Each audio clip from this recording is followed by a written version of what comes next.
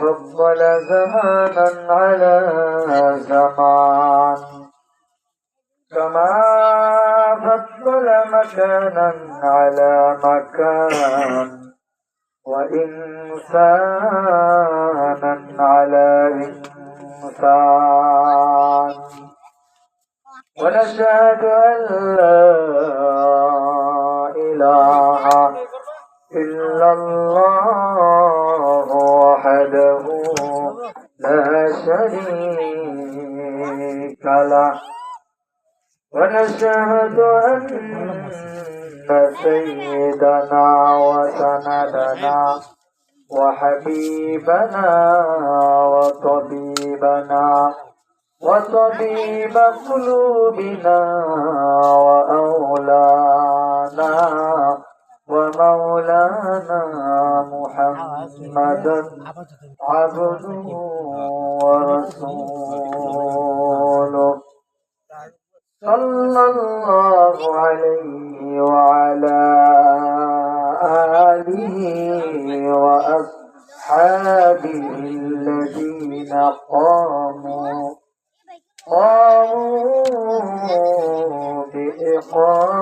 بإقامة الأحكام وبذلوا أنفسهم وأموالهم في سبيل الله فيا لهم من كرام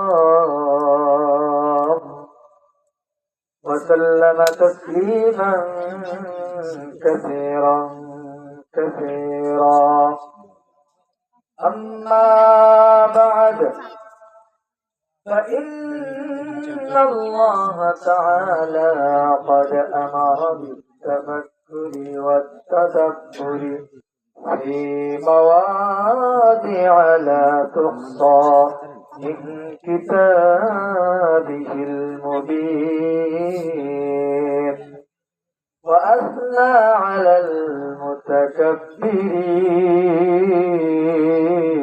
المتكبرين فقد قال الله سبحانه وتعالى أعوذ بالله من الشيطان الرجيم يا أيها الذين آمنوا اتقوا الله حق تقاته ولا تموتن إلا وأنتم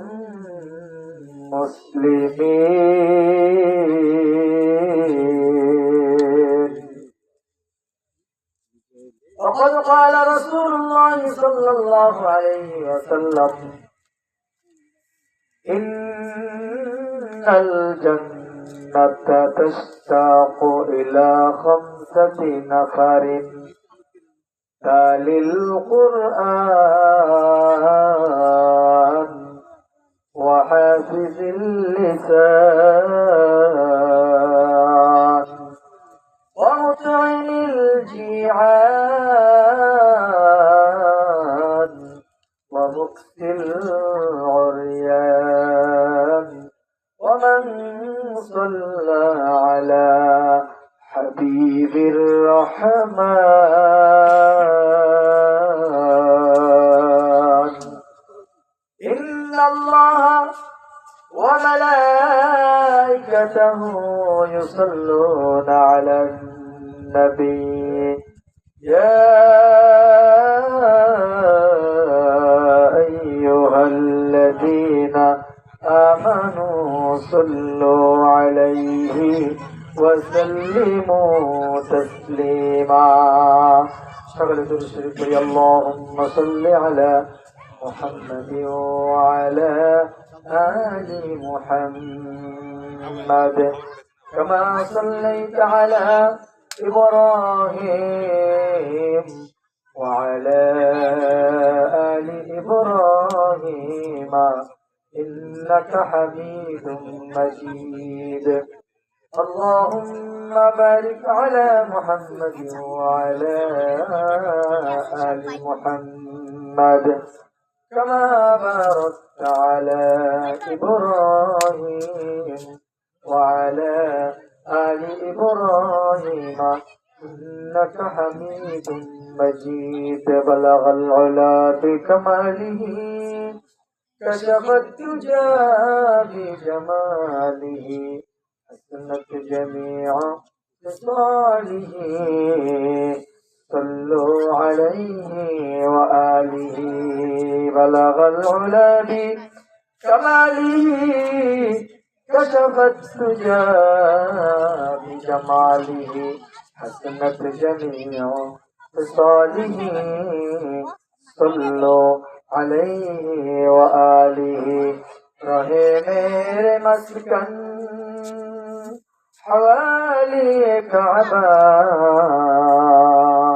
بھلے چیز مدفن دیار مدینہ بلغ العلا بکمالہ كشف الدجى بجماله حسنت جميع خصاله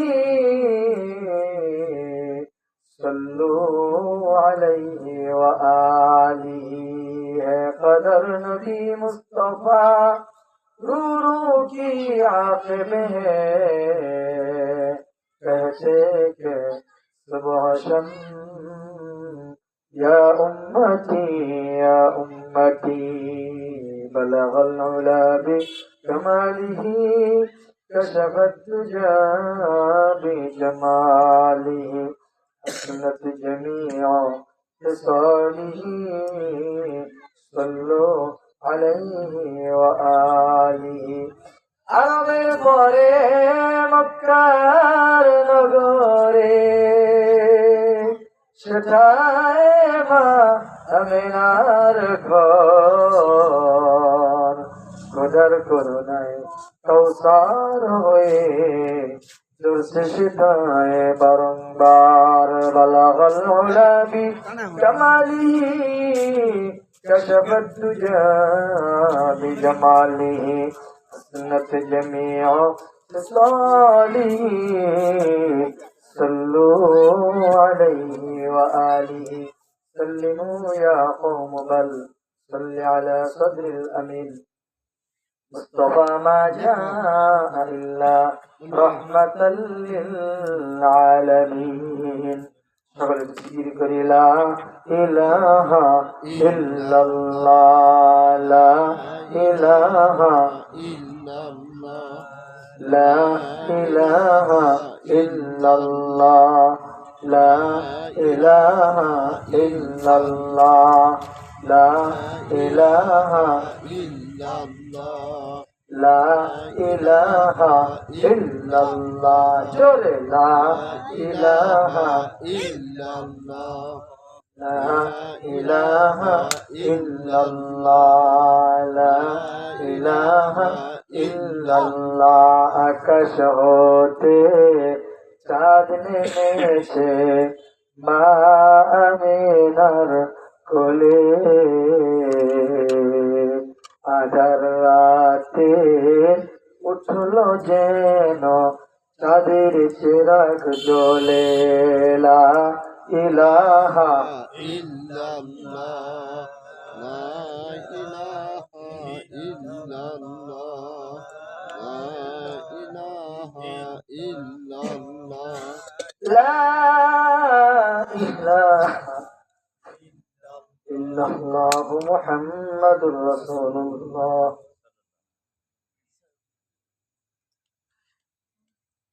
আলহামদুলিল্লাহ, সমস্ত প্রশংসা সেই মহান রব্বুল আলামিনের মহান দরবারে, যে রব্বে কারীম আমাদিগকে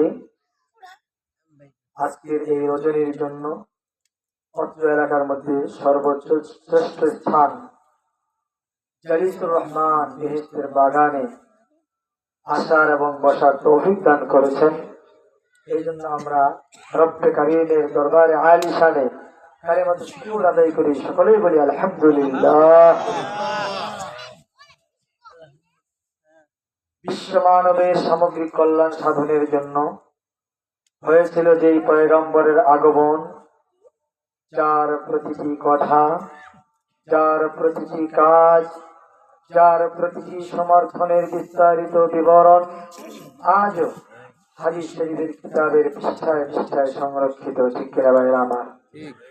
যাকে, যার চরিত্র মাধুর্যের প্রশংসা করতে গিয়ে রব্বুল আলামিন বলেছেন, ওয়া ইন্নাকা লাআলা খুলুকিন আযীম।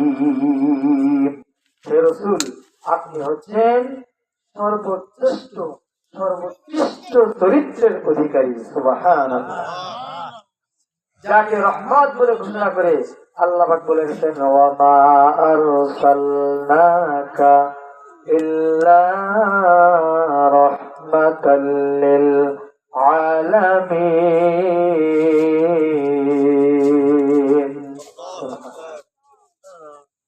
যিনি, যাকে আল্লাহ রাব্বুল আলামিন মেরাজে যাইতে নিজের কাছে ডেকে নিয়ে নিজের দিদার দানে করেছিলেন ধন্য। ঠিক কিনা? যিনি সিরাজাম মুনীরা, নবুয়তের আকাশের সূর্য, তিনি আর কেউ নন, তিনি হচ্ছেন আমাদের আকা, দুজাহানের সরদার, সাইয়্যিদুল কাউনাইন, খাতামুল মুরসালিন, জনাবে মুহাম্মদুর রাসূলুল্লাহ সাল্লাল্লাহু আলাইহি ওয়াসাল্লাম। সেই মহান নবীর দাঁত ভাঙ্গা কালামুল্লাহ শরীফ এবং রক্ত জড়ানো ইসলামের মহীয় বাণী শ্রবণের মাধ্যমে ইহকাল পরকালে ধন্য হওয়ার উদ্দেশ্যে যে রব্বে কারীম আমাদেরকে এই মোবারক বরকতময় মজলিসে আসার তৌফিক দান করছেন, এই জন্য আমরা আবারও শুকরিয়া আদায় করি। আলহামদুলিল্লাহ। প্রিয় উপস্থিতি, আজকে আপনারা সকলে অবগত আছেন, অপূর্ব পাড়া ভুইয়াপাড়া জামে মসজিদ ও নূরে মদিনা নুরানি ও হাফিজিয়া মাদ্রাসা, হেফজুল কোরআন মাদ্রাসার উদ্যোগে আজকে বার্ষিক ওয়াজ মাহফিল। আজকের মাহফিলের প্রধান অতিথি আসন অলঙ্কৃত করবেন মেহনতি মানুষের নয়নের মণি, সখীপুর বাসাইলের কান্ডারি, যিনি এমপি পদে নির্বাচনের জন্য আপনাদের দ্বারে দ্বারে বারে বারে ঘোরাঘুরি করছেন। তিনি আজকের আমাদের এই মাহফিলের প্রধান অতিথি জনাব আলহাজ advocate Ahmed Azam Khan, vice chairman BNP কেন্দ্রীয় নির্বাহী কমিটি। আজকে এই মহতী সভার সম্মানিত সভাপতি জনাব মোহাম্মদ কায়েমউদ্দিন সাহেব, বারাকাল্লাহু ফি হায়াতিহি, সভাপতি কচি অপূর্বপাড়া ভুইয়াপাড়া জামে মসজিদ, সহসভাপতি। আজকের এই মহতী জলসার পৃষ্ঠপোষকায় আছেন জনাব শাহজাহান চৌধুরী, সহসভাপতি ৬ নং কালিয়া ইউনিয়ন বিএনপি।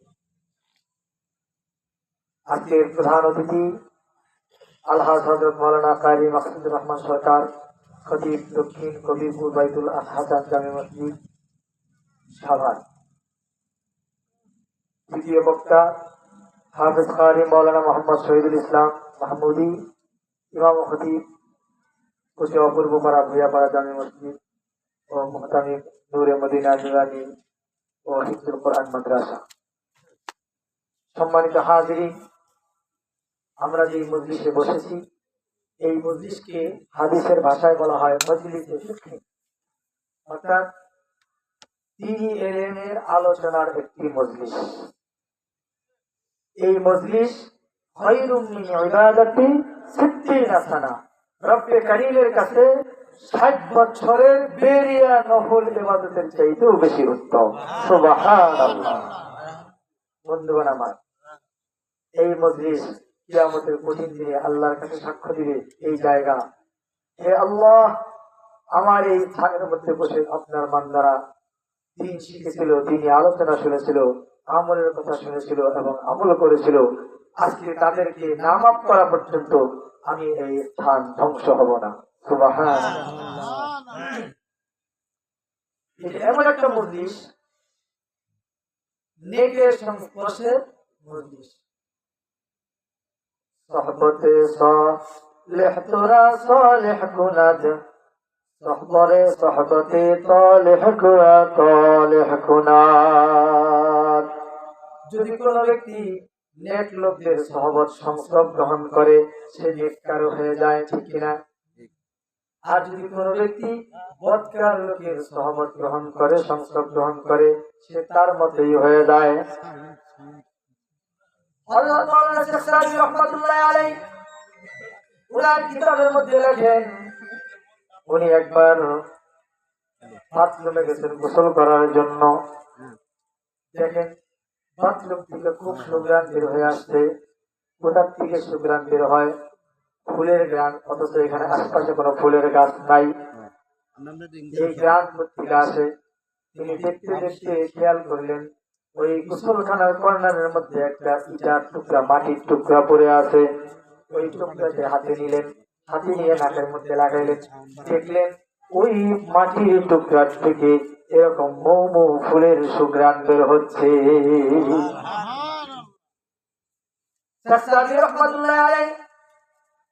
তিনি পৃথিবী বিখ্যাত কবি ছিলেন, যে কোনো বিষয় নিয়ে তিনি কবিতা লিখতেন। ওই মাটির টুকরাকে হাতে নিয়ে তিনি বললেন, গুলে খুশবু ये दरहम्मा में रोज़ी रसीद दस्त महबूबे बदस्तम बदो मुक्तम के मिसके आबीरी अज़बुए दिलानी दे तुमस्तम जमाले हम नशीनत मंदर असर कर अगर नामन हुमा का कम के हस्तम बगुफ्ते मन गुले ना चीज मुदम वलेकिन मुद्दते बागुल नुशस्तम। আমাদের দেশে বিদ্রোহী কবি কাজী নজরুল ইসলাম এটাকে বাংলা করতেন, একদায় স্নানের আধারে বসিয়া হেরিল মাটির ঢেলা হাতি নিয়া সুখিয়া দেখিলাম রয়েছে সুবাস মেলা কহিলাম তাহারে কস্তুরি তুমি ওগো তুমি কি আতরদা তোমার গায়ে সুবাস ভরা ওগো তুমি কি গুলিসুতা। মাটি ডাক দিয়া বলে ওসব কিচ্ছু নহি আমি, আমি অতি নিচু মাটি ফুলের সাথে থাকিয়া তাহার সুবাসে হইলাম কাটি। অর্থাৎ ওই মাটির টুকরাকে শেখ সাদি রাহমাতুল্লাহ আলাইহি হাতের মধ্যে নিয়ে জিজ্ঞেস করলেন মাটিকে, আর বললেন, হে আল্লাহ, ওই এই মাটির টুকরা জবান খুলে দেন, মাটির টুকরার সাথে আমি কথা বলবো। মাটিকে ডাকতে বলেন, হে মাটি, তোমার ভিতর থেকে এত সুন্দর সুঘ্রাণ আসে থেকে, কোথার থেকে তুমি এই গ্রাণ আহরণ করলে? মাটি ডাক দিয়া বলেন, ও শেখ সাদি রাহমাতুল্লাহ আলাইহি বলেন, ও মাটি, তুমি কি আসলে মাটি নাকি আতরের দানি নাকি কোনো ফুলের বাগান? মাটি বলে, ওইসব কিছু নহে আমি, আমি অতি নিচু মাটি,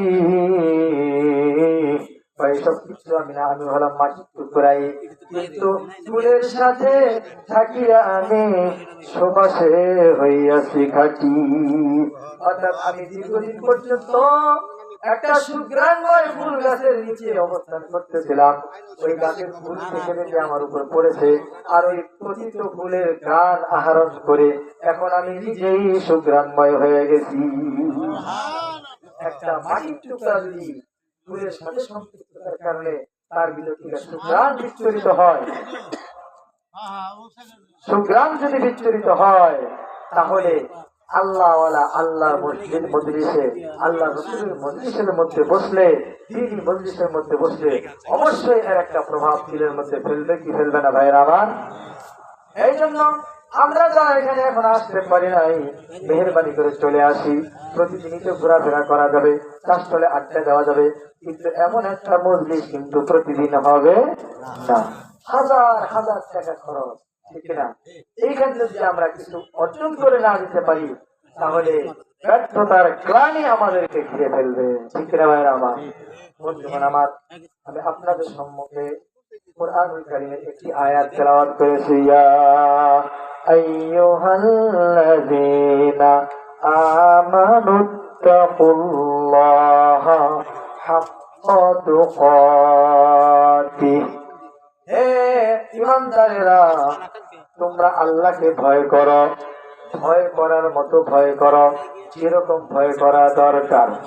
ওয়ালা তামুতুন্না ইল্লা ওয়া আনতুম মুসলিমুন।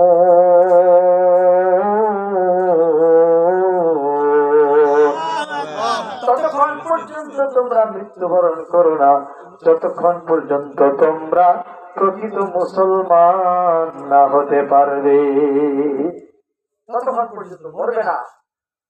কিন্তু আশ্চর্যের বিষয় হইল, আমাদের মরণের বিষয়টা অত্যন্ত গোপনীয়।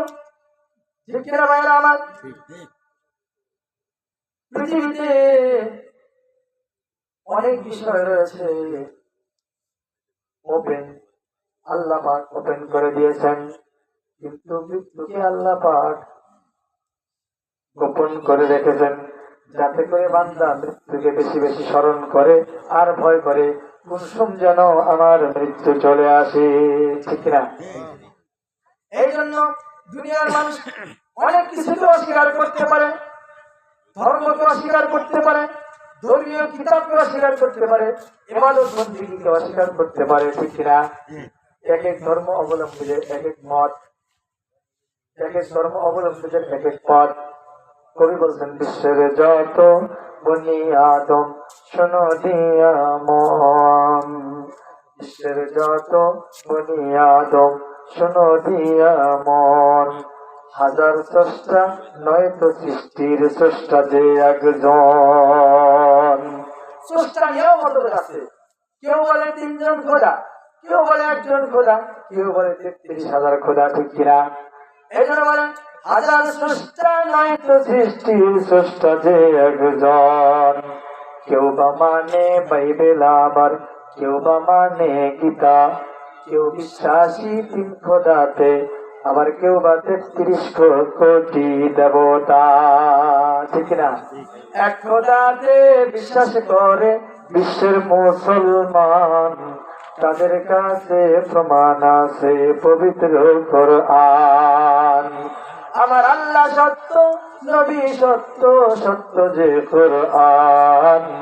এই বিশ্বাসী ভাই আমরা মুসলমান। আমরা বিশ্বাস করি আল্লাহ একজন, কিন্তু অনেক ধর্মের লোকেরা বলে আল্লাহ 3 জন, অনেক ধর্মের লোকেরা বলে আল্লাহ অনেক অনেক অনেক। এক এক খোদা এক এক রকমের দায়িত্ব পালন করে, কিন্তু মুসলমানেরা শুধু এক আল্লাহকে বিশ্বাস করে। আল্লাহ কয়জন? লিমানিল মুলকুল ইয়াউম লিল্লাহিল ওয়াহিদিল কাহ্হার। এই পৃথিবীতে যদি এক খোদা ছাড়া আরো অধিক খোদা হইতো, এই পৃথিবীর রং বিবর্ণ হয়ে যেত। ঠিক কিনা? কবি বলেন, আগার দু খোদা হতে সংসার মে, তো दोनों में बाला होते संसार में, खतरनाक होते जमाना गरम, दोनों में होते हर रोज जंग। एक बोलते के रहे आज बारिश रहे, दूसरा बोलते के नहीं नहीं आज दुख का फैसला। एक খোদার পরে যদি আরো এক খোদা থাকতো, তাহলে 2 খোদার মধ্যে প্রতিদিন ঝগড়াঝাটি লাগতো কি লাগতো না? এক খোদাই কইতো আজকে সারাদিন বৃষ্টি থাকবে, আরেক খোদাই বলতো না না আজকে রোদ্রের ফয়সালা করে দিলাম। সুতরাং 2 জনে যেহেতু মারামারি ঝগড়াঝাটি কাটাকাটি লাগে না, তাহলে মানতে হবে তামাম পৃথিবী তামাম ব্রহ্মাণ্ডের একমাত্র একচ্ছত্র মালিক হচ্ছে আমাদের এক আল্লাহ। ঠিক আছে না? আল্লাহু লা ইলাহা ইল্লা হুয়াল হাইয়ুল কাইয়্যুম।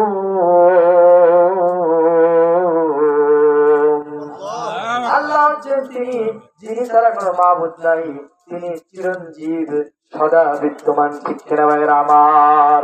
তাহলে আল্লাহকে নিয়েও মতবিরোধ আছে মানুষের মাঝে, তাই না? কিন্তু একটা জিনিস নিয়ে মতবিরোধ নাই, সেটা হলো কি ভাই? মৃত্যু। মরণ নিয়ে কারো কোনো মতবিরোধ আছে? মরণ মানুষের সব হবেই, মরণ শেষ, মরণের সাথে তার সাক্ষাৎ হবেই। মরণ থেকে যতই পালাও মরণ তোমায় লইবে গিরি, যদিও সুদূর আকাশ পানে লুকাও সেটায় লাগিয়ে সিঁড়ি। দুনিয়ার বুক থেকে সিঁড়ি লাগায়া লাগায়া যদি ওই আকাশ পানেও তুমি পালাও, মরণ সেখানেই তোমার ছোঁয়া পাবে। ঠিক না ভাই আমার? পাবে কি পাবে না? সুতরাং মরণ থেকে তো পালানো যাবে না। আল্লাহ তো বলছেন ওয়ালা তামুতুন্না ইল্লা ওয়া আনতুম মুসলিমুন। তোমরা ততক্ষণ পর্যন্ত মৃত্যুবরণ করিও না যতক্ষণ পর্যন্ত তোমরা প্রকৃত মুসলমান না হবে। বন্ধুগণ আমার, আমরা কখন মুসলমান হব আর কখন মৃত্যুবরণ করব এটা কি আমাদের জানা আছে? নাই। সুতরাং শুরু থেকে আমাদের মৃত্যুর জন্য প্রস্তুতি নিতে হবে। আল্লাহর হাবিব বলেন, আল্লাহর যে বান্দা প্রতিদিন কমপক্ষে 25 বার করে মৃত্যুকে স্মরণ করে, ওই বান্দা কখনোই মৃত্যুকে ভয় করতে পারে না। মৃত্যু তাকে আলিঙ্গন করবে, মৃত্যুর সাথে সাথে তার ঠিকানা হবে জান্নাত। সুবহানাল্লাহ। বন্ধুগণ আমার, আল্লাহর হাবিব সাল্লাল্লাহু আলাইহি ওয়াসাল্লাম বলেন, আল-মাউতু তুহফাতুল মুমিনিন, মৃত্যু হচ্ছে মুমিনদের জন্য হাদিয়া স্বরূপ। সুবহানাল্লাহ। কারণ বান্দার মাঝে, পরহেজগার নেককার বান্দার মাঝে এবং আল্লাহর মাঝে বাধাই হইল মৃত্যু। মৃত্যুবরণ করার সাথে সাথে পরহেজগার বান্দাদের তাদের রবের সাথে সাক্ষাৎ হয়ে যাবে। সুবহানাল্লাহ। এটা বলছে মৌতু কাসিন কুল্লু নাসিন শারিবু কবর বাইতিন কুল্লু নাসিন দাখিলু। मौत को मत दूर समझो, मौत है हर दम करीब, तुमको मोहलत ना देवेगी लबहलाने ऐ गरीब। मौत की परवाना जिस घरे में आए तेरे सामने, इतना फुर्सत ना मिलेगी कुछ महबूबा को देखने। বন্ধুগণ, মৃত্যুকে কখনোই দূরে মনে করিও না। মৃত্যু সবসময় তোমার একদম নিকটে, তোমার শাহরগের কাছে। মৌতের পরোয়ানা যখন জারি হবে, তোমাকে এতটুকু সুযোগ দেওয়া হবে না যে তোমাকে আজরাইল ডাকছে, তোমাকে নিতে আসছি, এইভাবে তুমি দাবি জানাইবা আমি একটু ঘরের থেকে আসি, আমার সহধর্মিনী অর্ধাঙ্গিনী জীবন সঙ্গিনীর সাথে দুটা কথা বলে আসি, আমি অমুক অমুক জায়গায় গুপ্তধন লুকায় রাখছি, সন্তানদেরকে খবরটা দিয়ে আসি, আমাকে 1 সেকেন্ড বা 5 মিনিট সময় দেন, 1 মিনিট সময় দেয়, সময় দেওয়া হবে? দেওয়া হবে না। যথা সময়ে আল্লাহ রাব্বুল আলামিন নিয়ে নেবেন। ইযা জাআ আজালুহুম লা ইয়াস্তাখিরুনা সাআতাও ওয়া লা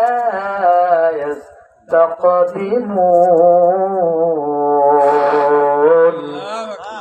বন্ধুগণ আমার, মৃত্যুর পরোয়ানা যখন জারি হবে, তার 1 সেকেন্ড আগেও হবে না, পরেও হবে না।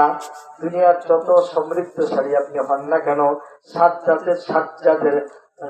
জাতের চাইতে বড় সমৃদ্ধশালী আমরা কেউ হতে পারবো না।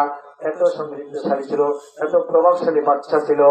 যখন নবী দাওয়াত দিছে যে তোমাকে দাওয়াত দেই, তুমি দাওয়াত কবুল করো, বলছে দাওয়াত কবুল করলে কি হবে? বলে তোমাকে জান্নাত দিবে। আর এই জান্নাত আমি নিজেই তৈরি করবো। এমন জান্নাত তৈরি করেছিল, হাজার হাজার কক্ষ বিশিষ্ট, অনেক সুসজ্জিতময়, সোনা দিয়া, রূপা দিয়া, হীরা দিয়া, জহরত দিয়া, দামি দামি পদার্থ দিয়া তৈরি করছে। কিন্তু রব্বুল আলামিন তাকে জান্নাতের ভিতরে প্রবেশ করার অনুমতি দেন নাই। বারান্দায় যাইতে ঘোড়ার উপরে থেকে তার জানটা আল্লাহ নিয়ে নিছে। যেহেতু মৃত্যুর খবর আমরা জানি না কখন হবে, সুতরাং মৃত্যুর জন্য সদা আমাদের প্রস্তুত থাকতে হবে। বন্ধুগণ আমার, খলিফা আল মানসুর হযরত আমাদের শ্রেষ্ঠ ইমামুল আযম ইমাম আবু হানিফা রাহমাতুল্লাহি আলাইহি তিনার জামানার বাদশা ছিলেন বাদশা আল মানসুর। এই বাদশা